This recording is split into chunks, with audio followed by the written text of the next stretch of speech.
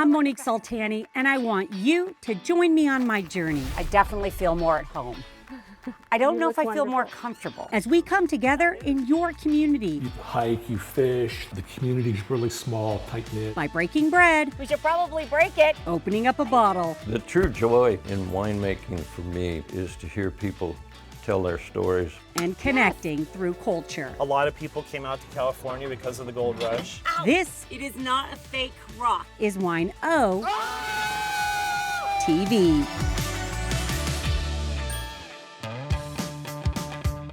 Here in California's Great Central Valley lives one of the most extraordinary structural depressions in the world, spanning 20,000 square miles from the Sacramento Valley to the Tulare Basin. And within that dip, you'll find farmland that produces and feeds 1/4 of our nation. When you think of how much the Central Valley grows, not just grapes, but other agriculture, that's pretty amazing. Some of the predominant crops: cereal grains, tree fruit, vegetables, and of course, wine grapes. What's unique about the Central Valley in Madeira is that we're growing varieties here that oftentimes you don't see in cooler growing environments, so it's different. Established in the 1980s, the Madera American Viticultural Area is one of the oldest in the nation and California's wine country workhorse, growing about 10% of the Golden State's wine grapes.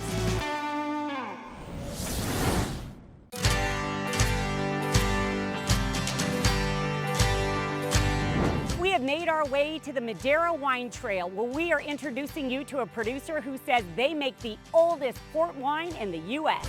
Established in 1946 and awarded California State Fair's Wine Lifetime Achievement Award, Ficklin Vineyards is proud to be America's premier premium port producer. The winery was founded by my grandfather and my father, and at that time, with the history of California wines, no one was producing premium ports using authentic Portuguese grape varieties and traditional methods.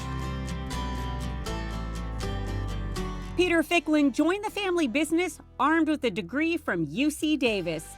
And 40 years later, he can still quickly recall learning the ropes from his dad long before taking the helm in the early 90s. I got fired by my father more times than I can remember.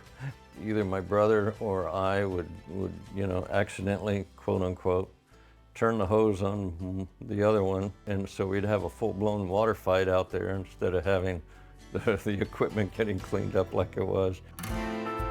The sibling rivalry aside, the founding fathers of the Madera AVA faced a bigger battle with their port peers. With the help of my father, we created the Madera AVA and went through quite a process to get that done. The Portuguese port producers have always been kind of frenemies with us. So the Portuguese government, when they had the hearing to establish the Madera AVA, sent over a delegation claiming that there would be confusion between the island off the coast of Portugal, Madeira with an I in it, and Madeira here. There was a lot of Madeira pride that went into that. The oldest bottle that we have in our cellar is a 1948 Tinta Madeira.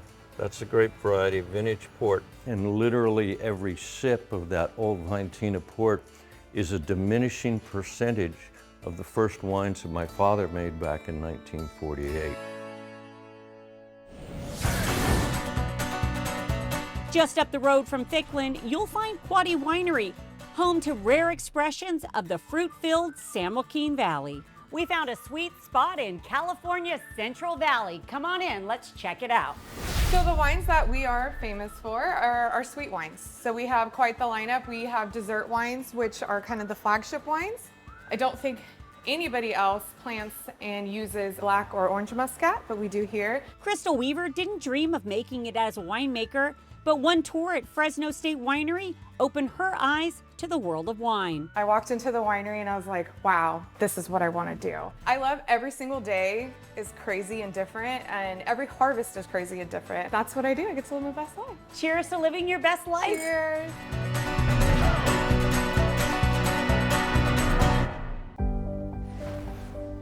About 30 miles southeast of Quaddy Winery, beneath an iconic water tower's watchful gaze, you'll find the campus that breathes life into the Bulldogs, inspired Crystal Weaver, and offers opportunity to the next generation of budding winemakers. I actually wanted to be part of this program since 7th grade. Malia Mora is a Fresno State senior and a winemaker. Not many college students can say the same, but this is no ordinary college program. Fresno State is home to the nation's first fully operational, commercially bonded university winery. An on-campus vineyard and winery just makes sense here.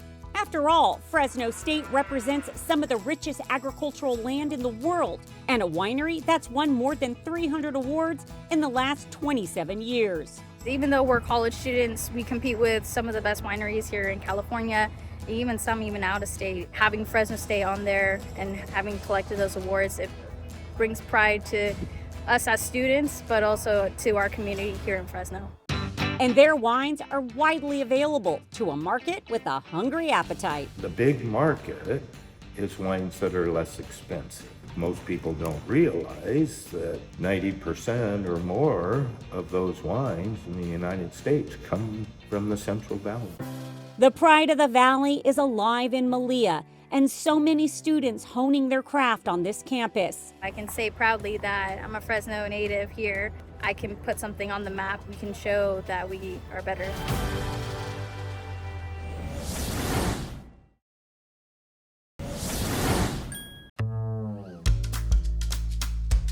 Just an hour from Fresno and Madera, you'll find Oakhurst, which originated in 1858 as Fresno Flats. This unincorporated area is a tight-knit community just outside of Yosemite National Park.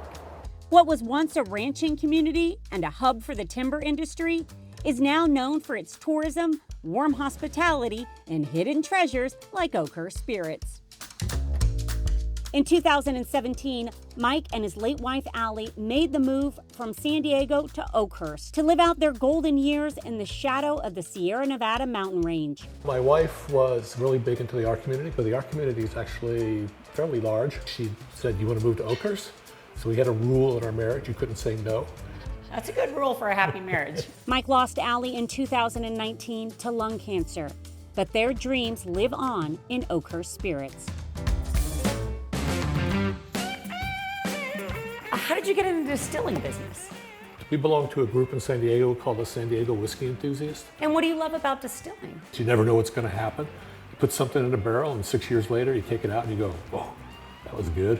What I'm finding in my short time here is that people are coming here to kind of live out that American dream, or that thing that they always wanted to do, but they didn't give themselves permission, and somehow coming to Oakhurst allows that. You have an impact on your community way more than you ever would in a big city. Madera County was really welcoming. They really wanted a distillery. What's really cool is that all the products are available in the Central Valley. So these are all local spirits. Let's do a sip. Wait, before we do the sip, because I'm only going to do one. Do you have a cheers or a toast? What do you say? Who do we salute to? We don't salute to anybody, we just drink. Just drink. You feel it go up the back of your nose? Oh yeah, I feel it. That's the rise. That's the rise. That's the rise.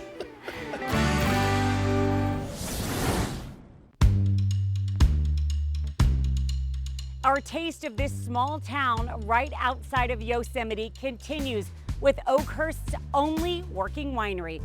Let's take a trip down memory lane to the 1970s when this photo was taken on board a ship in East Asia. The little girl standing to the left of her brother has no idea it will one day inspire the name of her very own winery and kitchen. I was born in Hong Kong. My grandfather had a Chinese junk called the idle hour, which is why we named it that. It's a great way to spend your time with a glass of wine, right? Your idle hour. During COVID, we added the kitchen. I learned to cook from my grandmother. She used a lot of cast iron. I really love it. I spent my life saying I was not a baker. So really, it was something I really learned how to do this through sourdough. And there was a connection between sourdough and wine Totally. making. I had no idea. I mean, sourdough is like 3 ingredients. I basically, put grapes in the bin and they ferment, and I add a little bit of nutrients to support the native yeast. And it's much the same with sourdough. What are the 3 ingredients for sourdough? Flour, water, salt, yeast. That's it. It's super simple. One piece of advice that your grandmother gave you in the kitchen that you still use and think of today? Taste everything. Taste everything. Since 2008, Idle Hour has become an Oakhurst favorite for locals and visitors alike. It's a small town, but we have a lot of support from our locals. People really view this as their winery. They come, they enjoy this as their space to bring their family and friends that are visiting. We, of course, get lots of visitors to Yosemite as well. You know, highlighting some local stuff, but I also make wines from all over the state. We're pouring also our Carignan, which is from Madeira, you know, and it's a Armenian grape grower, Hague Terosian, 50-year-old vines. He's in his 80s. Do you have a cheers or a toast, anything you say? Drink that, try this. And it's mostly because I will tell people to finish what they're drinking so they can try the next wine. Drink that, try this, eat that. Yes, exactly. We are just outside of Yosemite in the town of Oakhurst, where the timber industry had a huge influence on this community, and it's still alive today. And it's here at Yosemite Axe Throwing where owner and world champion axe thrower Nate Hodges continues a centuries-old tradition. It's something that's been around for hundreds of years. The old timers and the loggers and the logging camps were very competitive about it, and now you can come here and enjoy it with family and friends. How did you get into axe throwing? Well, that's a great question. I have grown up, born and raised in the mountain area, and I watched our local logging competitions as a young child. And when I was old enough to enter the events at 18 years old, that's what I did. And I have been hooked ever since. I've been throwing professionally for about 22 years. The simplest thing I can tell new customers or new throwers is don't overthink it. So we just take it, we set up, we're just gonna do a simple throw, and it's pretty easy. Oh, just bullseye in one, but right? it's like so easy. If you want to have a little friendly competition, we got a local here that's ready to throw some axes with you right now. Casey and I from Southgate Brewing Company, we're gonna be throwing this, but we're playing for this. You ready? You ready, Casey? Yeah, I'm ready. You do it? I got one of your beers in my hand, I got an axe in the other. 3, 2, 1. Ah! Oh, you got it on the wall. 1-0. Two-handed grip. 1, 2, 3. Oh, I hit it, but it didn't. What? Bullseye? One try. Maybe this side's better. Let me try it. I will not give up. This is for the blooper reel. All right, are we good? Yes!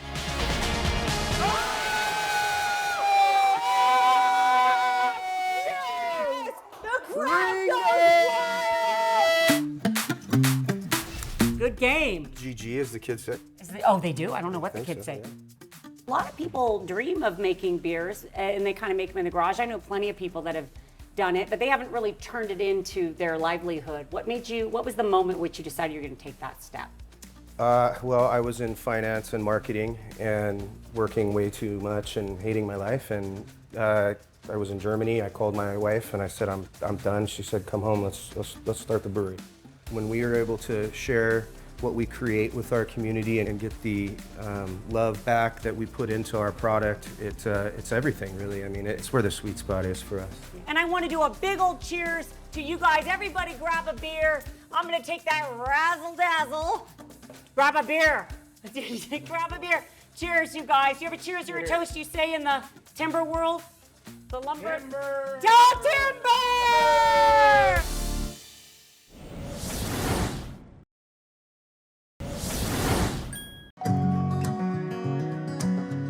One of the things that I absolutely love about this part of the Golden State is all of its history. We are here at Fresno Flats, where they give you a taste of California's wild, wild west. This is what life looked like generations ago, the home of a giant log flume used to carry lumber to the site of the Central Pacific Railroad. Hence the name Madera, Spanish for wood. A trip to Fresno Flats Historic Village and Park recaptures that 19th century nostalgia. Hi, Monique. Welcome to Fresno Flats. I think we might get you into something more comfortable. Come on in here and get changed. Thank you.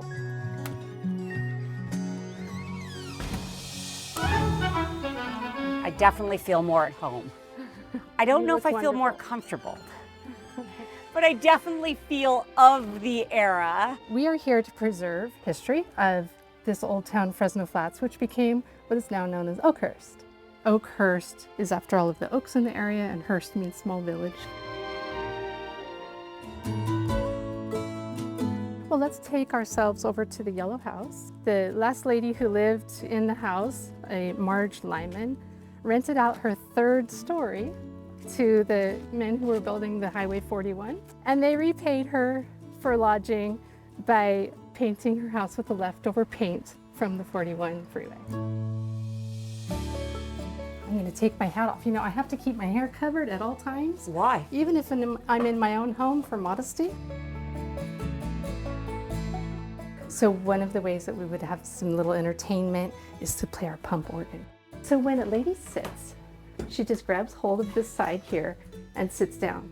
If you don't lift it a little in the back, all the hoops go whoop. Shimmy, shimmy, shimmy, shimmy. You're there. Shimmy, shimmy. Sit. Pump, pump, pump for air. And it's okay if I don't know how to play music, but if I do.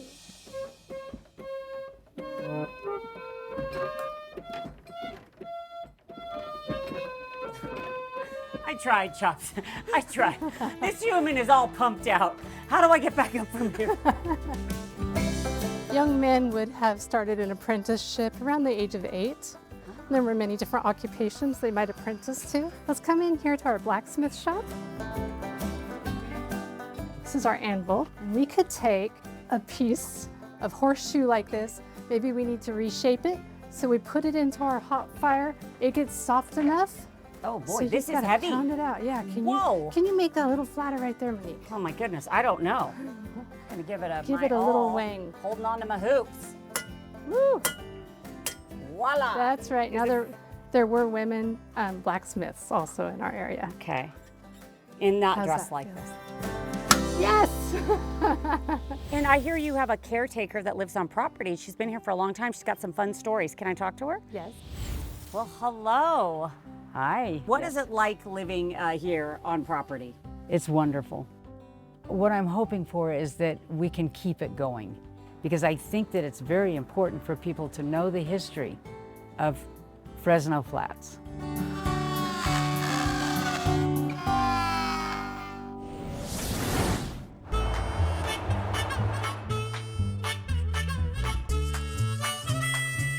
Our adventure continues. We're in the Sierra National Forest at the Sierra Mountain Sugar Pine Railroad, where we are gonna take a ride.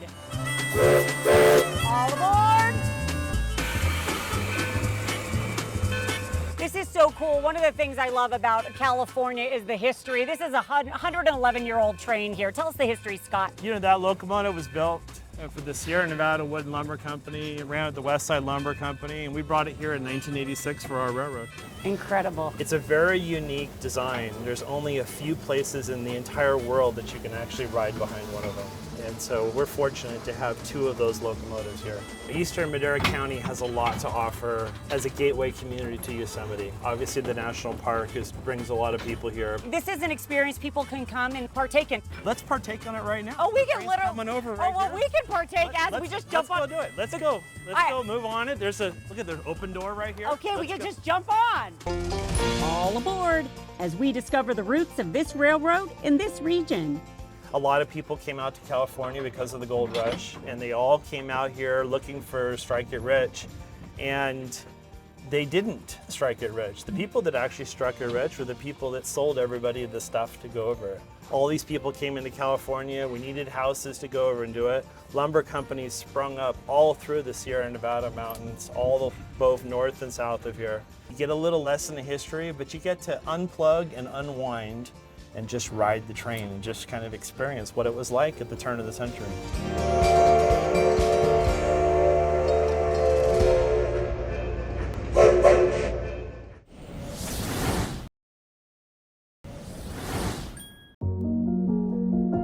Welcome to the Yosemite National Park in the heart of the Sierra Nevada. This is where granite cliffs kiss the sky, and one man has etched his name into the records of rock climbing history. We're up here really just to keep connecting with all this beauty and then hopefully inspire others. His name is Ron Kauk, and today I get to climb with him.